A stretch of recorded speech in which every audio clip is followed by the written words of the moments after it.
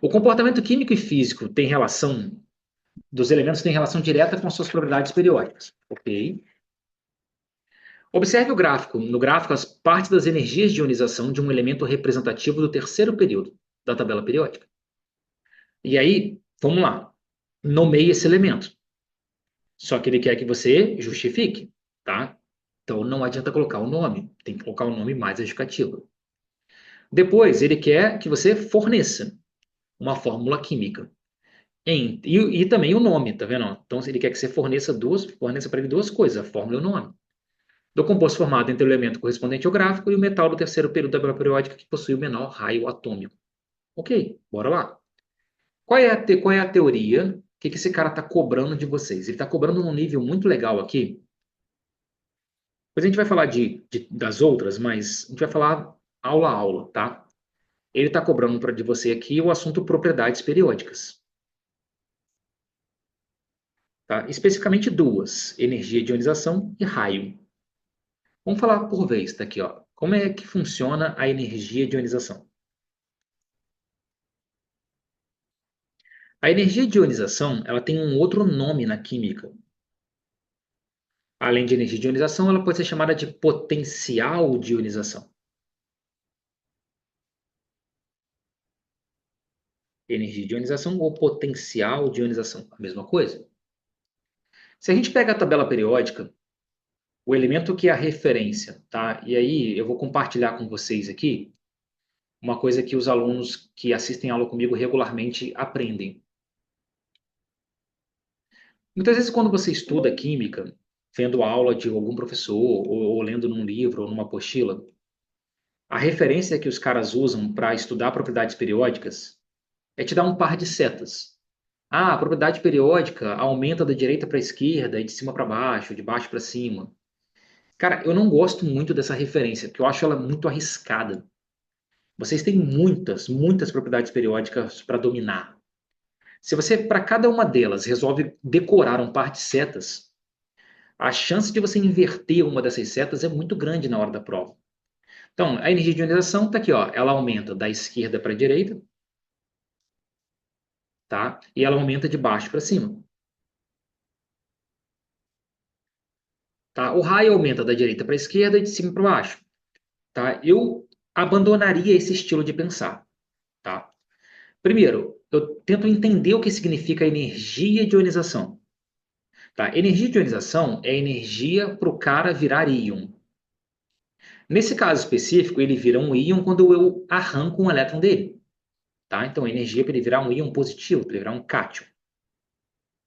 Então, o que é energia de ionização? É a quantidade de energia que eu vou gastar para remover um elétron de um átomo, tá? No estado gasoso. Quanto mais difícil for remover o elétron, mais energia eu vou precisar e maior energia de ionização. Por isso, onde é que estão as maiores energias de ionização da tabela periódica? As maiores energias de ionização da tabela periódica estão nos gases nobres, porque os gases nobres são estáveis, é difícil remover energia desses caras. Tá? Então, dentro de um mesmo período, o pico, o máximo da energia de ionização, ela está no gás nobre, cara.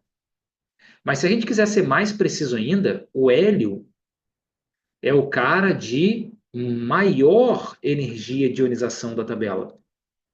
Porque além de ser um gás nobre, ele tem um raio pequeno. Então os elétrons dele são atraídos com muita intensidade. Então se você pegar o hélio, por exemplo, ó, pegar o átomo de hélio, o que eu estou querendo dizer com isso aqui? Ó? Se você pegar o átomo de hélio, você vai gastar 21,6 elétron-volts para fazer com que ele vire o íon do hélio, porque essa energia remove um elétron. Então, como essa é a energia que você faz, que você usa, que você gasta para arrancar um elétron, ela é chamada de energia de ionização. Tá? Então, isso é energia de ionização. Energia para arrancar um elétron. Por isso, quanto mais os átomos se aproximam do hélio, maiores serão as suas energias de ionização, porque mais difícil vai ficando arrancar o elétron do cara. Então, em vez de você decorar um par de setas, faz mais sentido na minha cabeça que você guarde uma informação em vez de duas. Qual é o pico? Qual é o máximo desse comportamento? O máximo desse comportamento é o hélio. O máximo desse comportamento está nos gases nobres. Então, quando eu me aproximo do hélio Quando eu me aproximo dos gases nobres, os valores de energia de ionização dos caras vai aumentando, tá? É isso. A outra coisa que a energia de ionização te ajuda muito é identificar a quantidade de elétrons que o cara tem na camada de valência.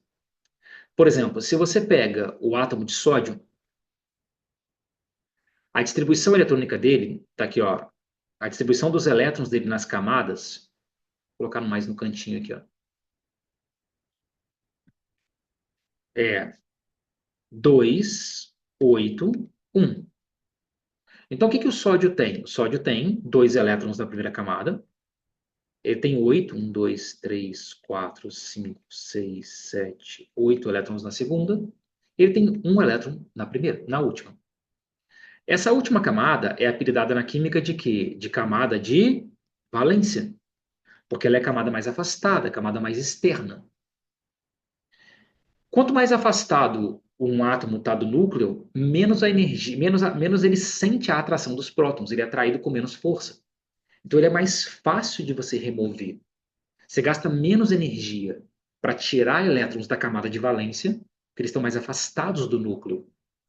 Eles estão menos atraídos pelo núcleo. E além disso, cara, esses elétrons todos daqui, ó, da frente, ó, eles funcionam como uma espécie de escudo, eles blindam a atração do núcleo daqui, ó, daquele elétron. Ele está sendo blindado, ele está sendo protegido pelos elétrons que vêm antes dele, nas camadas mais internas da camada de valência, antes da camada de valência, que estão mais próximas do núcleo. Então, o que significa isso? O que eu espero para um elétron da camada de valência? Ele é muito mais facilmente removido, eu gasto muito menos energia para arrancar ele do que tirar elétrons de uma camada mais interna. Então, nesse caso aqui, para tirar esse elétron, você gasta 5,14 elétron-volts. Elétron-volts aqui é uma unidade de energia, tá? De medida de energia. Beleza, aí você arrancou. Quando você arrancou esse elétron, ele vira sódio mais. Temos um problema, porque o próximo elétron que você quer arrancar, ele já não está mais na camada de valência, porque só tinha um. O próximo já não é mais da camada de valência. Então esse elétron já está mais próximo do núcleo, sendo atraído com muito mais força. E além disso, depois que o sódio perde esse elétron, ele adquire configuração eletrônica de gás nobre, então ele fica muito estável. Então tirar o próximo elétron vai ser um desafio, porque um elétron está mais perto do núcleo, sendo atraído com mais força. O sódio agora se transformou num cátion, ele puxa esses elétrons com mais força ainda, e ele ainda tem configuração de gás nobre. Então, quando você for tirar, vou representar isso aqui, mas poderia ser qualquer um, tá? Quando você for tirar esse segundo elétron aqui, você gasta 47,3 elétron-volts.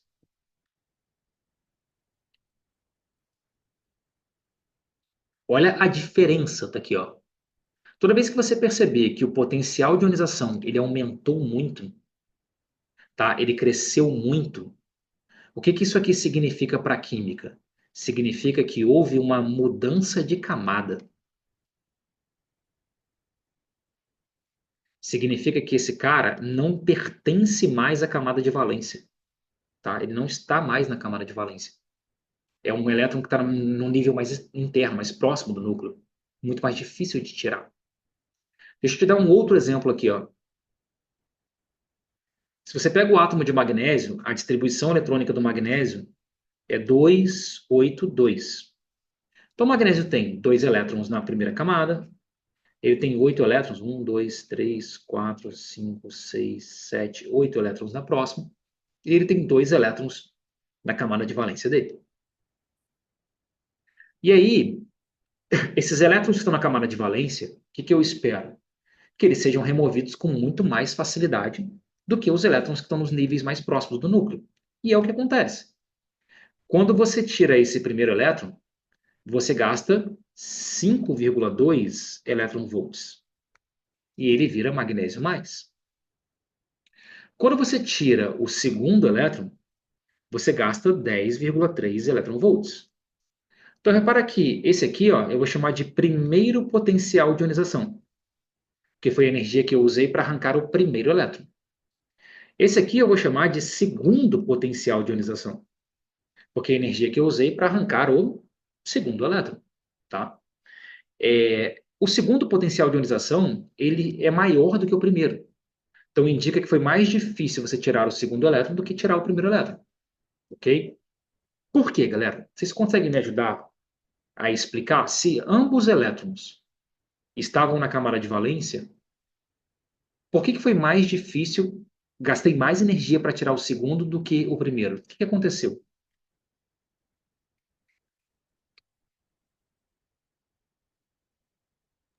Por conta da quantidade de energia que está ali. Isso é uma consequência, porque era a causa. Por que que eu gastei mais energia? Tá? Gastar mais energia significa que foi mais difícil, Pedrão. Tá? Eu quero saber por que que foi necessário mais energia.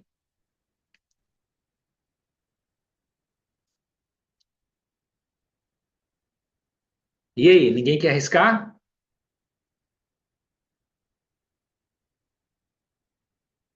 Vou explicar por quê. Quando você vai tirar o primeiro elétron, você está tirando o elétron, tá aqui, ó, de um átomo neutro, tá? Porque um átomo, ele tem um número de prótons igual ao número de elétrons. Ele é neutro, ele não tem carga. Depois que você tira o primeiro elétron, esse cara se transforma num cátion. Ele passa a ter carga, tá? Depois que você tira um elétron, você diminui a repulsão da eletrosfera. Então, o raio encolhe. Tanto que o raio de um cátion é menor do que um raio do seu átomo, tá? Porque quando você tira um elétron, a repulsão da eletrosfera diminui. Então, você acomoda os elétrons mais próximos do núcleo, os que ficaram. Então, aqui, quando você for tirar o segundo elétron, ele ainda é da camada de valência.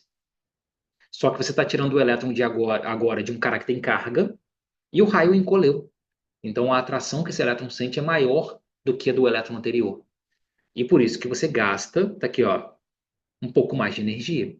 Você não gasta muito mais energia, você gasta um pouco mais de energia. Porque não houve uma mudança de camada, tá? Não houve. Aqui você tem dois elétrons na camada de valência. Você gasta mais energia do que o primeiro, mas você não gasta muito mais energia. Agora, quando você tirou o segundo elétron e ele virou magnésio mais 2, você esvaziou a camada de valência. Então, o próximo elétron que você vai tirar, ele está mais próximo do núcleo, num nível mais interno, sendo atraído com muito mais força, tá? E o magnésio adquiriu a configuração de gás nobre agora, muito estável. Então, pode ser qualquer um, tá? Vou pegar esse aqui, ó.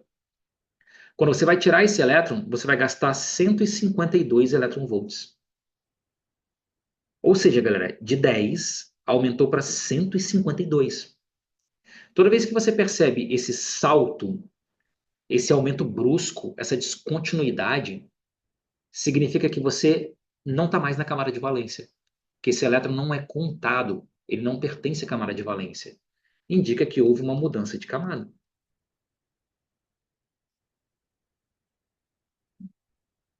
Então, é isso que a UERJ queria nesse exercício.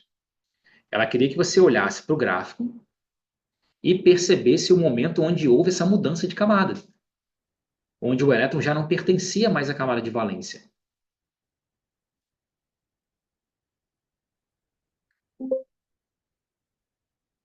Tá aqui, ó. E onde aconteceu essa mudança de camada? Vocês conseguem identificar para mim aí no gráfico? Em que momento, em que passagem, em que diferença de energia de ionização essa mudança de camada aconteceu? O que que vocês acham? E da sexta para a oitava, para a sétima? É isso aí, cara. A diferença, a mudança de camada aconteceu aqui, ó, da sexta para a sétima energia de ionização. Quando você pulou da primeira para a segunda, você aumentou a energia de ionização, mas não aumentou muito. Então, elétrons que ainda estão na camada de valência. Aconteceu a mesma coisa da segunda para a terceira, da terceira para a quarta, da quarta para a quinta, da quinta para a sexta. Só que quando você pulou da sexta para a sétima, você teve um aumento muito significativo. Aumentou muito, você teve uma explosão, uma descontinuidade. Isso é clássico para a química para acusar uma mudança de camada.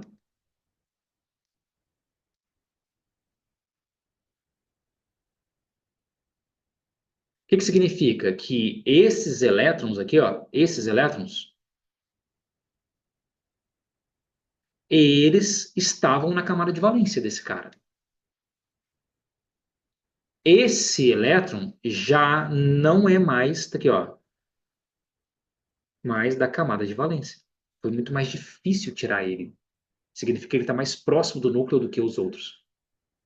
Então, qual é a minha conclusão? Você vai contar, ó, 1, 2, 3, 4, 5, 6. Ó. Antes de acontecer a mudança de camada, tá? Você tinha 6 elétrons. Então, esse cara tem 6 elétrons na camada de valência. Característico de quem é da família 6A ou, na versão da UERJ, grupo 16. Ó. Então, é isso que a UERJ queria nessa questão, que você percebesse pelo potencial de ionização quantos elétrons estavam na camada de valência do cara. E quando você percebe isso, você identifica a família dele na tabela. Como no enunciado a UERJ disse que esse elemento era um elemento representativo do terceiro período, então ela acusou para a gente em qual período estava. E pelo potencial de ionização, você conseguiu prever quantos elétrons tinham na camada de valência. E por tabela, você descobre qual é a família do cara quando você sabe o número de elétrons da camada de valência. Então significa que esse gráfico, está aqui, ó.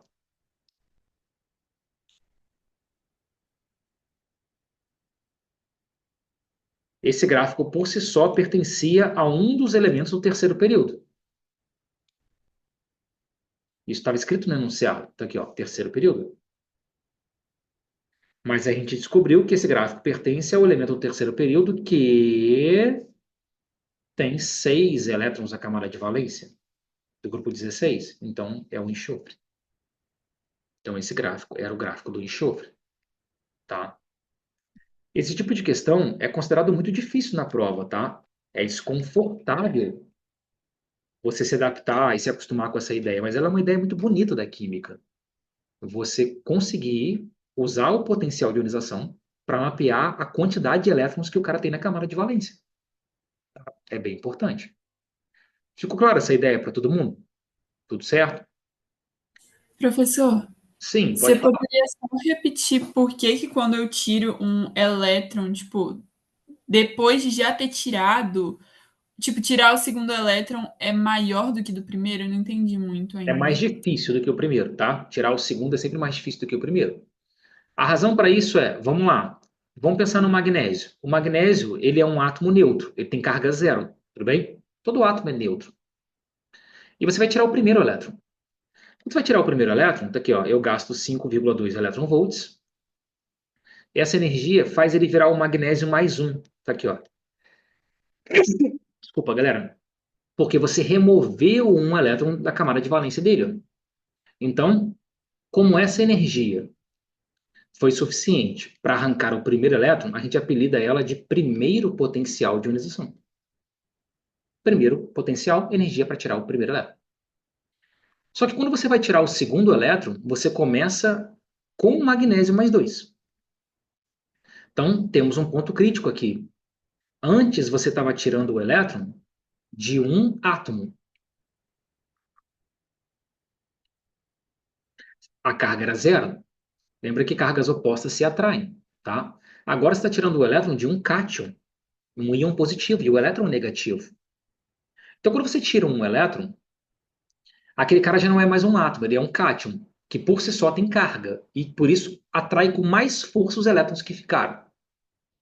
Tá? E o outro ponto é que toda vez que você tira um elétron da eletrosfera, o raio encolhe de tamanho, porque os elétrons têm a mesma carga, eles se repelem.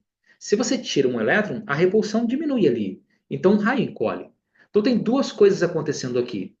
A primeira é que você agora vai tirar o elétron de um cátion, agora tem carga, antes não tinha, e agora o raio caiu. Então esses elétrons que sobraram estão mais próximos do núcleo do que antes. Então você tem dois fatores que são um obstáculo para a saída desse elétron. E por isso que você vai gastar mais energia para arrancar esse segundo elétron. Só que o ponto aqui é que, apesar de gastar mais energia, porque foi mais difícil tirar, tá aqui, ó, esse novo elétron, então tem que a gente chama isso aqui de segundo potencial de ionização. Ó.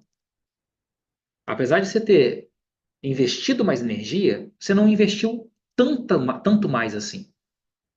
Você investiu um pouco mais, porque quando você tira um elétron, fica mais difícil tirar o próximo. significa que esses elétrons estavam numa mesma camada, porque a diferença de energia não é tão brusca, não é tão significativa.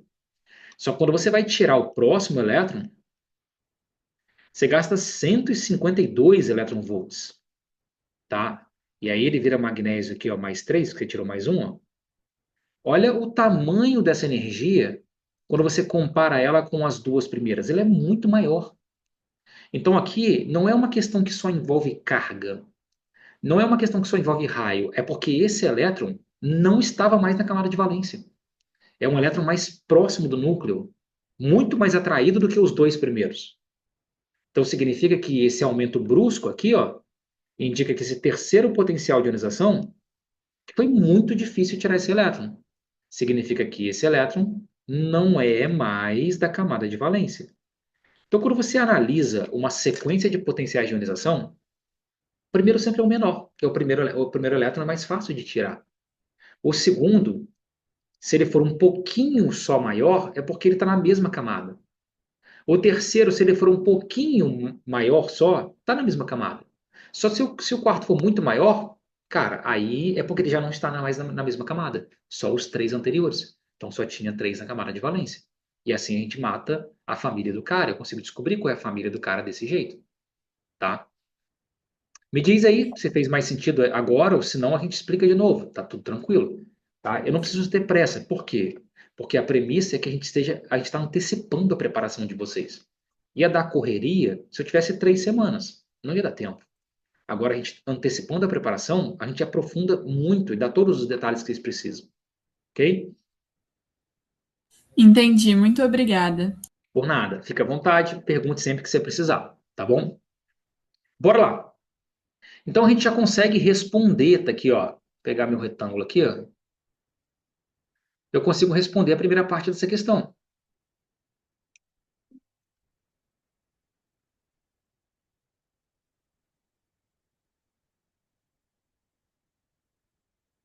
Toma muito cuidado quando o cara fala para você na prova, isso aqui, ó. Ele disse: nomeie o elemento, tá? Ele não quer o símbolo, ele quer o nome, tá? Então, quem é esse elemento? Ele é um cara do terceiro período e tem 6 elétrons na camada de valência, então ele é da família 6A. Então, esse cara é um enxofre, tá? Então, enxofre. Só que nesse caso, não basta você responder enxofre, ele quer que você justifique, ele quer que você explique o que está acontecendo, justifique a resposta, tá? Enxofre. Por quê? Pois observa-se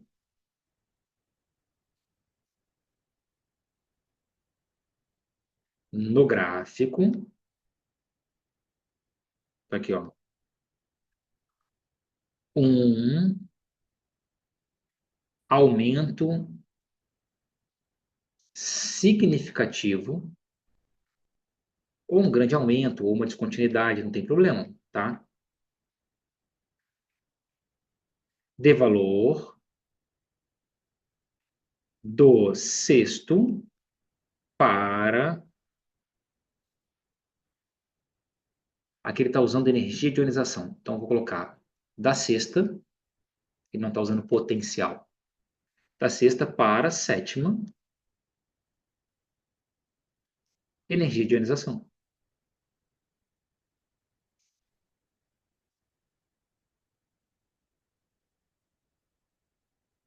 Indicando que o elemento possui 6 elétrons. Opa, sem abreviações na prova, 6 elétrons na camada de valência.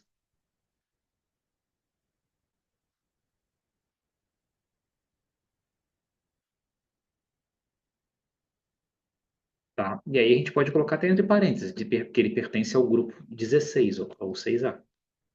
Pronto, é isso que ele quer que você responda. Tá? Que você entendeu que esse elemento tem 6 elétrons na camada de valência, porque era o objetivo desse gráfico. Te mostrar que esse cara tinha 6 elétrons na camada de valência. Ok? Então, respostas parecidas com essa aí serão muito boas, bons argumentos para essa questão. Tudo certo com relação a isso, galera? A gente pode trocar para o outro item da questão? Alex, Pode falar. eu fiquei um pouco confuso porque eu achava que para aumentar ou diminuir o raio, eu tinha que retirar ou adicionar camadas inteiras. Isso Aham. não é necessário? Não precisa ser camadas inteiras, cara, tá? O simples fato de você tirar um elétron diminui o raio, tá? Diminui o raio porque quando você tira o elétron, você diminui a repulsão dentro da eletrosfera.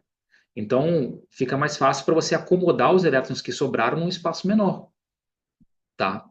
É por isso que quando você tira um elétron, o raio do cátion é menor do que o raio do átomo, porque tirar elétrons diminui o tamanho da eletrosfera.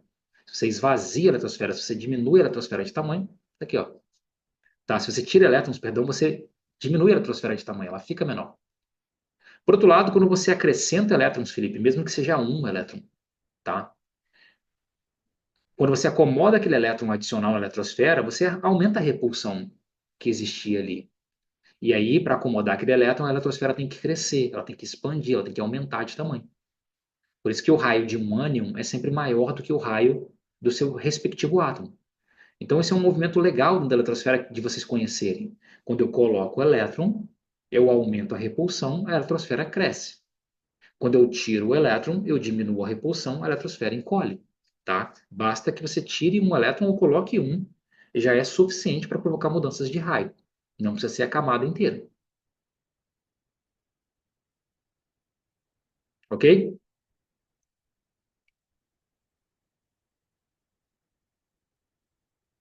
Pegou aí, cara? Tudo certo? Podemos prosseguir? Entendi, obrigado. Nada, cara. Que isso? Pode perguntar tudo que você precisar, tá? Bora lá. A outra coisa que o cara perguntou pra gente aí foi sobre raio. Tá aqui, ó. É uma pergunta que envolve raio, que relaciona raio. Ele disse o seguinte, tá aqui, ó.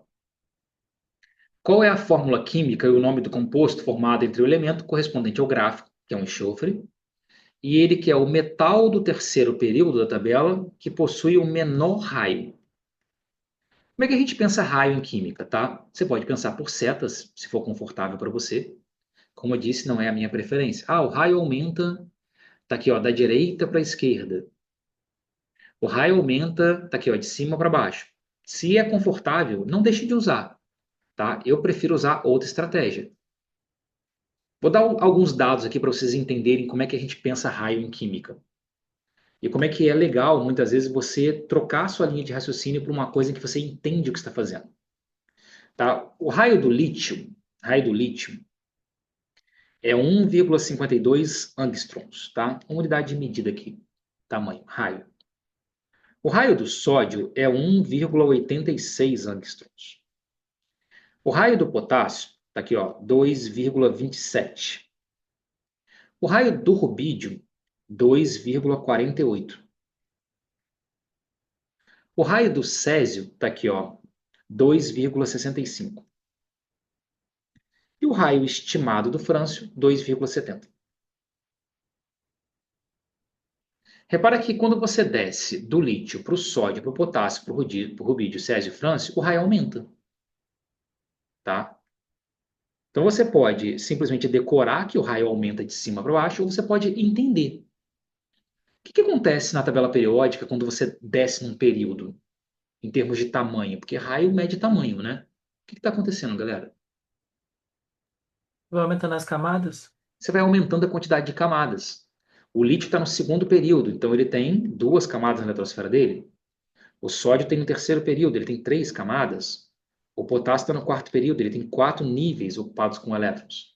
Então, quando você desce na tabela periódica, você está aumentando o número de camadas. E quanto maior o número de camadas, que o número do período indica o número de camadas.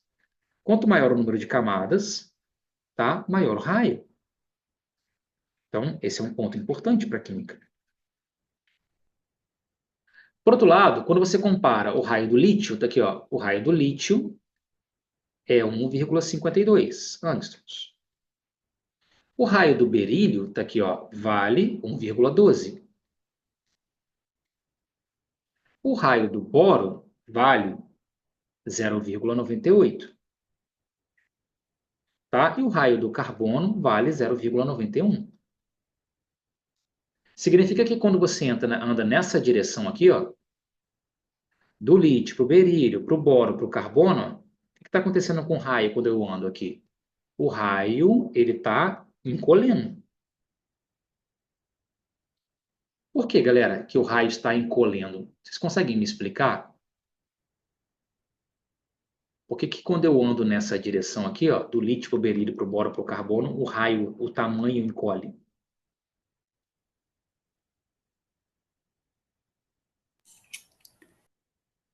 Porque tem mais próton, aí a atração é maior.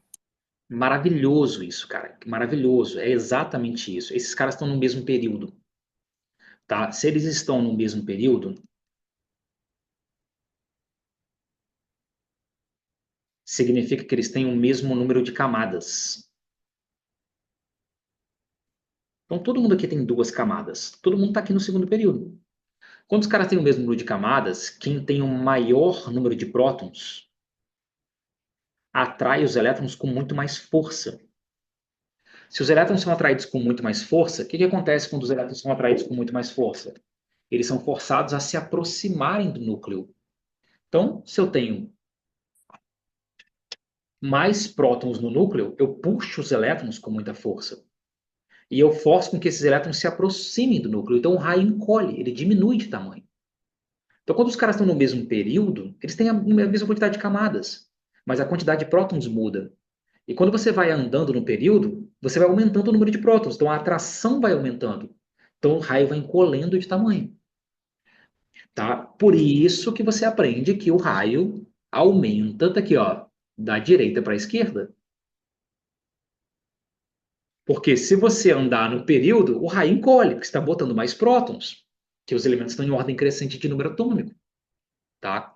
E aí, galera, agora eu entendo o que está acontecendo, tá? Eu entendo o que está acontecendo. Eu posso argumentar se a UERJ pedir para eu explicar. É claro que se a gente quiser resumir essa ideia, tá? Eu trocaria o par de setas, trocaria, tá?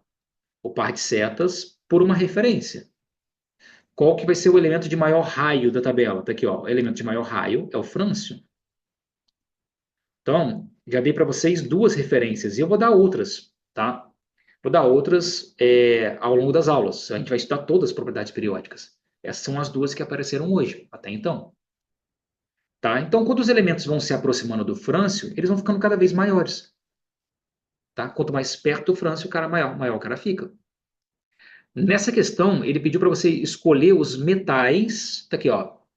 Ele quer o metal. Ele quer o metal do terceiro período, que tem um menor raio.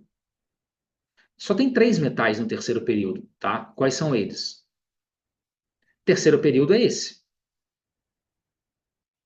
Então, no terceiro período tem o sódio, tem o magnésio, aqui, ó, e tem o alumínio. Esses são os únicos metais do terceiro período. E ele quer o cara de menor raio desses três. Quem vai ser, galera, o cara de menor raio? O alumínio? O cara de menor raio, o alumínio. Por quê? Porque ele está mais longe do frâncio. Porque ele tem o mesmo número de camadas que o sódio e o magnésio, mas ele tem mais prótons. Então ele atrai os elétrons com mais força. Então ele é o cara de menor raio. Tá? Então quando ele pede para você formar o composto, tá aqui, ó, formar o composto com esse metal de menor raio e o elemento do gráfico, que é o enxofre, o que que ele pediu nesse texto? Que você formasse o composto, desse a forma do composto formado entre o alumínio e o enxofre. Galera, alumínio e enxofre, a ligação vai ser covalente, iônica ou metálica? O que vocês acham? Alumínio e enxofre. A aula de química pode arriscar, tá? Se errar, tá tudo certo. Iônica? A ligação vai ser iônica. Por quê? Metal e a metal? Porque é o metal e o metal. O alumínio é da família 3A. Qual é a carga característica dos caras da família 3A? Mais 3. O enxofre é da família 6A, que é ganhar 2 elétrons. Qual é a carga característica desse cara? Menos 2. Como é que a gente forma na química compostos iônicos? Eu vou inverter as cargas e abandonar o sinal. Então, esse 2 vai para frente do alumínio, é a quantidade de alumínio nessa fórmula química, a proporção do alumínio, e esse 3 vai para frente do enxofre. Tá? Então, quando ele pergunta a fórmula, ele pediu para você qual que é a fórmula, tá? A fórmula do composto formado, a fórmula química e o nome, tá aqui, ó. Então, é Al2S3. Essa é a fórmula. E qual que é o nome, galera? Esse cara é um ácido, uma base, um sal ou um óxido? Um sal. Ele é um sal? E como é que a gente dá na química a nomenclatura de um sal que não tem oxigênio? Termina com o quê? Eto. Termina com eto. Então o nome dele vai ser sulfeto de alumínio. Sulfeto de alumínio. Beleza? Então, isso aí era o gabarito que a UERJ queria para essa questão. Ficou claro, galera, para todo mundo? Perguntas sobre essa questão? Alguma coisa a mais que vocês querem que eu explique?